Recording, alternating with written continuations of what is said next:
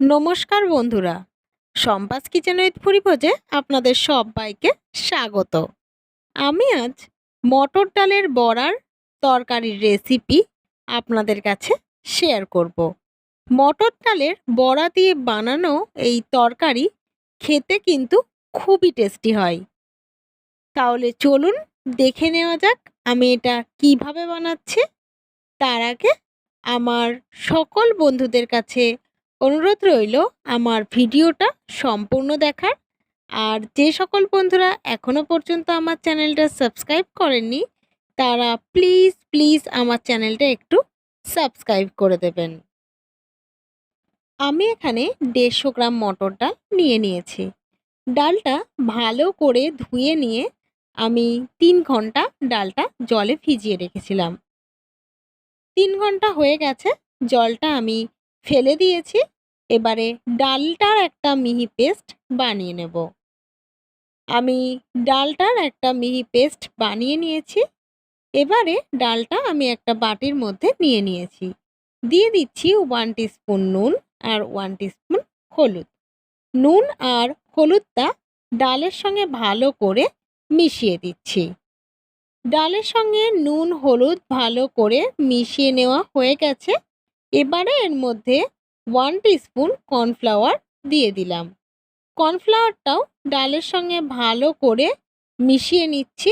এবারে আমি 5 মিনিট মতো ডালটাকে একটু ফেটিয়ে নেব।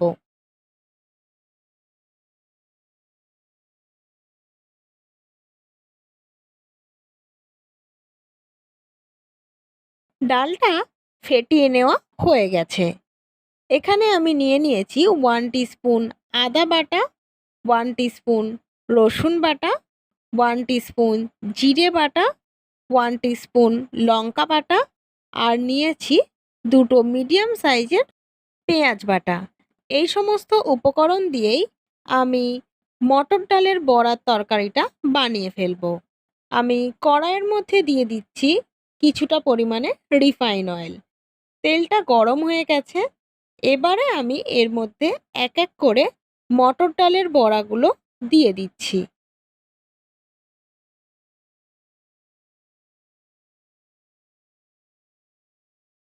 বড়াগুলো দিয়ে দেওয়া হয়ে গেছে।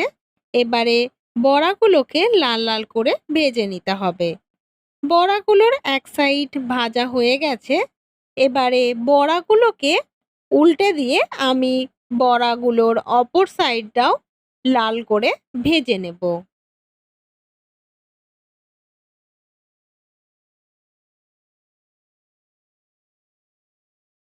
বড়াগুলোর দু সাইডই লাল লাল করে ভেজে নেওয়া হয়ে গেছে।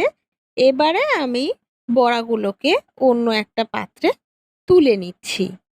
একইভাবে আমি বাকি বড়াগুলোও ভেজে নেব।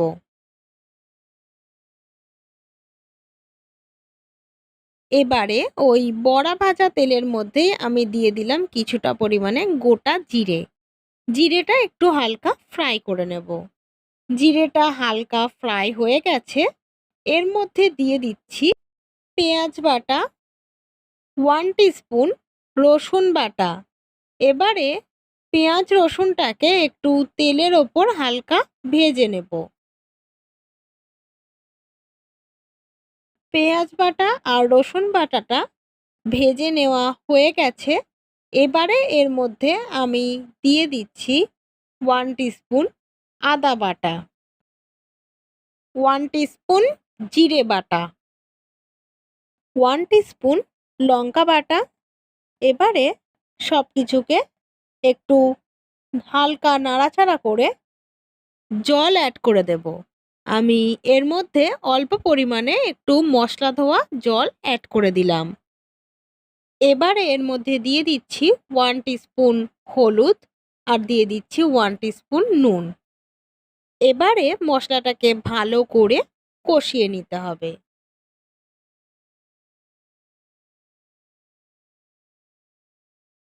মশলাটা খুব ভালো করে কষিয়ে নেওয়া হয়ে গেছে।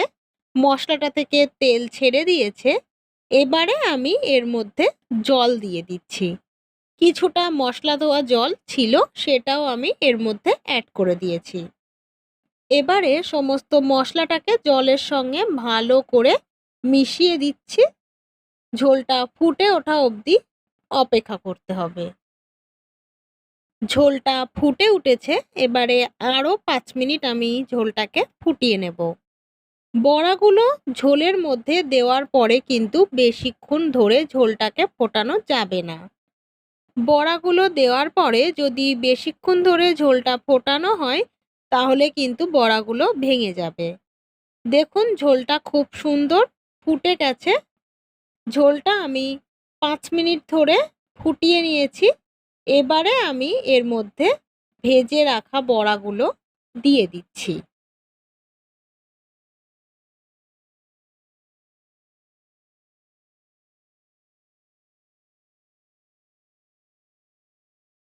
সব বড়াগুলো ঝোলের মধ্যে দিয়ে দেওয়া হয়ে গেছে। এবারে আমি 5 মিনিট ঝোলটাকে ফুটিয়ে নেব।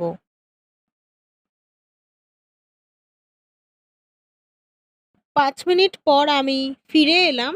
ঝোলটাও অনেকটা কমে গেছে আর বড়াগুলোও দেখুন কত সুন্দর ফুলে গেছে। বড়ার তরকারিটা কিন্তু আমার একদম রেডি হয়ে গেছে।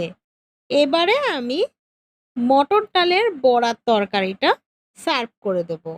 গরম গরম ভাতের সঙ্গে এই ধরনের তরকারি খেতে কিন্তু দারুণ লাগে।